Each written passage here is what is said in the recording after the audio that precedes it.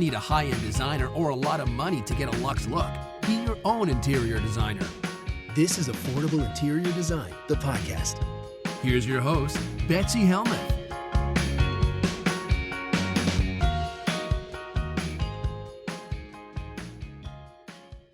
So my first letter comes from Jess, and she's writing from Rotunda, West Florida. She writes, "Hi, Betsy. I am looking for help to get some ideas for my room. I want to get new chairs. These are too high back and they're very worn. And also a new rug and a side table.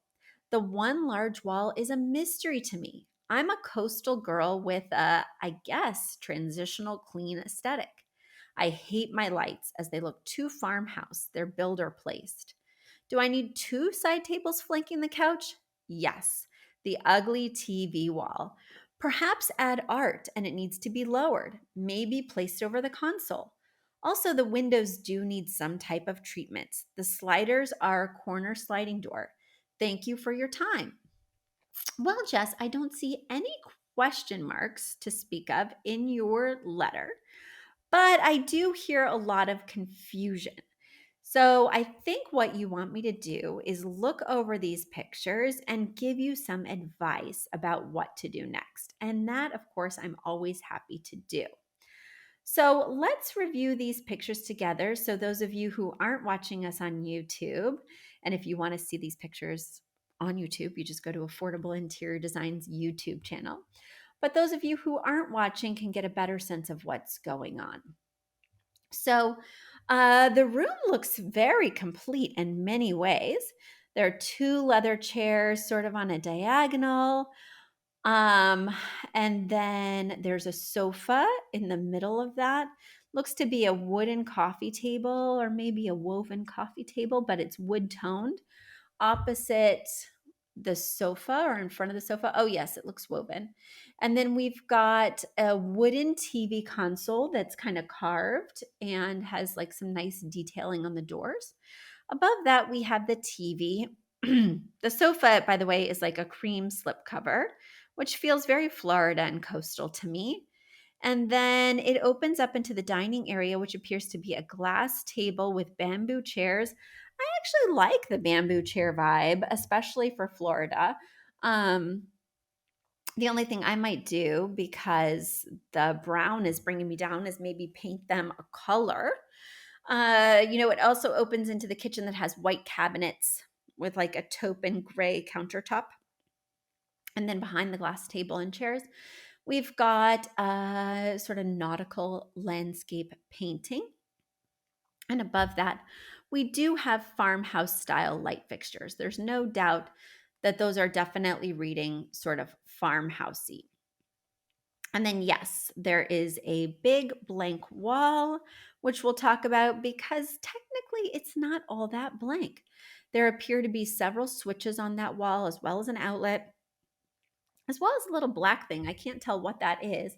But even if a wall doesn't appear to have any artwork or any decor on it, we do want to think about the architectural elements that it has, because we will not be able to cover those up. We will have to work around them if they are actual switches and outlets that you use. So they do serve as visual clutter the more you pile on this wall. Just want to tell you that. And then you mentioned that the TV wall feels quite ugly to you. And I would say to me, it feels pretty full. You have a plant on the left-hand side of the console, as well as a basket. And then on the right, are those speakers? What's going on? Maybe it's a subwoofer. And then you have that angled leather armchair. So for me, it's not the TV wall that feels blank. It's more the wall that's opposite the sliding door that leads to that open kitchen that feels problematic. All right, so let's talk about the chairs. So the chairs that you're mentioning that feel too high back and worn, I imagine you're referring to the leather chairs, in which case I can't tell about the wear, but I can tell you that this leather club chair is not giving me a coastal vibe. It's not even giving me what you mentioned as your style, that transitional clean vibe. They feel kind of bulky. And so I do think it's a good idea to get something different. Now, I'm not convinced that these are too high backed. They don't look that high back to me, but I could see doing like a swivel bucket chair in, say, a navy that would pull the colors from the rug as well as from your accent pillows and that large nautical landscape art. So I think making these chairs a pop of color would be really inviting because right now we have a lot of this wood tone, whether it's the blades of the ceiling fan, the TV stand, the woven coffee table, or the bamboo chairs. There's just a ton of mid tone wood. In terms of the light fixtures, the ones that look too farmhouse for me are the linear pendant above the dining table, the entryway semi flush mount. And a semi flush mount means it doesn't touch the ceiling exactly. It does have like a canopy, which is that circular or rectangular piece that's actually touching the ceiling and concealing the cords. But then it has some kind of drop, whether it's a chain or rods that doesn't go as low as, say, a chandelier, but brings it down, between 10 and 14 inches. That's like a semi flush. And then you have some pendants above the kitchen peninsula. All of those are from the same series, or they're just kind of iterative, right? They all look exactly alike, but in different shapes. And I think they don't align with your aesthetic, especially because they're like a gray washed wood. And none of the wood that you're featuring here is that. And I would like to see that they wouldn't be matching. Like this is a matching set, linear pendants, semi flush, mini pendants above the island. So it's just way too matchy matchy. And I would love to see some new elements. So, for instance, in the living room, we don't have anything glass. So, if you were thinking about doing end tables or thinking about changing out that semi flush, I think glass would be a beautiful option. You also have not utilized stone. So, when I'm looking at a room and trying to decide, I'm going to add a new element with the light fixture. I want to add a new element with these end tables. When I'm evaluating a room like that, I think about what elements I haven't already used. We've got too much brown, so there's going to be no more wood tone. There's going to be no more brown tones in terms of additional woven things or anything like that. And then, we could do a painted end table, right? Or we could do a light fixture that is glass because this area features no glass.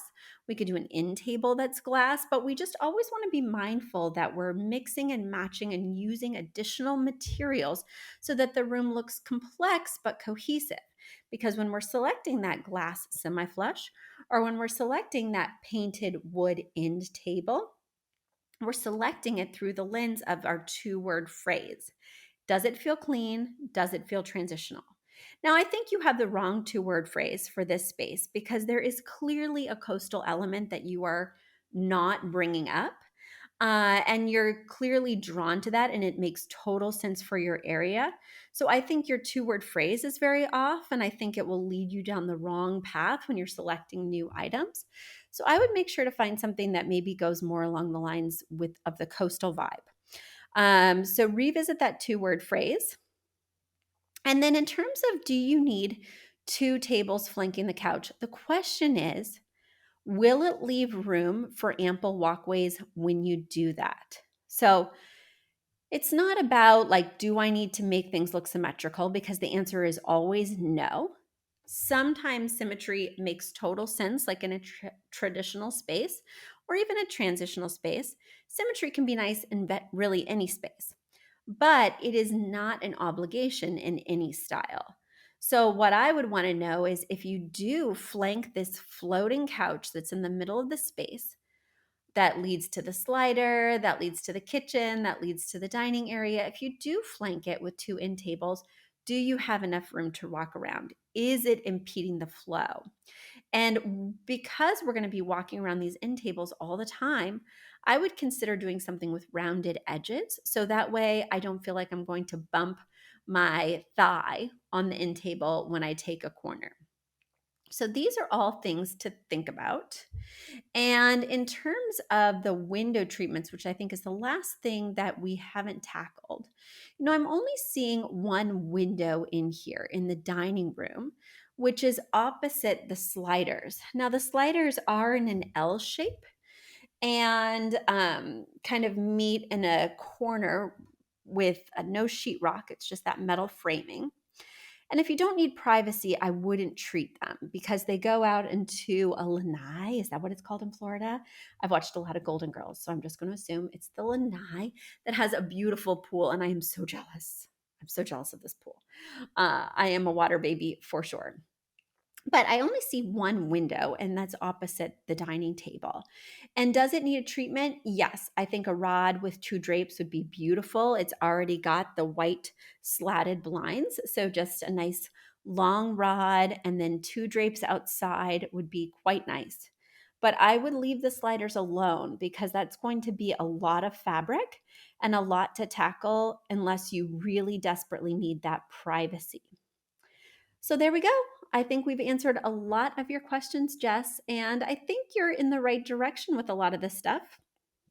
It's just time to get a lot of clarity on your vision for the space and then swap some of these pieces out, double checking that the new pieces align with the 2-word phrase you've decided to commit to. A big thank you to Aton and the Embassy who wrote our theme song. A shout out to Catherine Heller who owns the podcast shop and is our editor extraordinaire. We also want to thank Ginny Sunasan and her team at the Savvy Podcast Agency for their help with our social, our YouTube channel, and so much more. We also want to thank Uploft, which is our parent company who supports this podcast. And lastly, we owe a huge debt of gratitude to you. Thank you so much for tuning in and for all your support.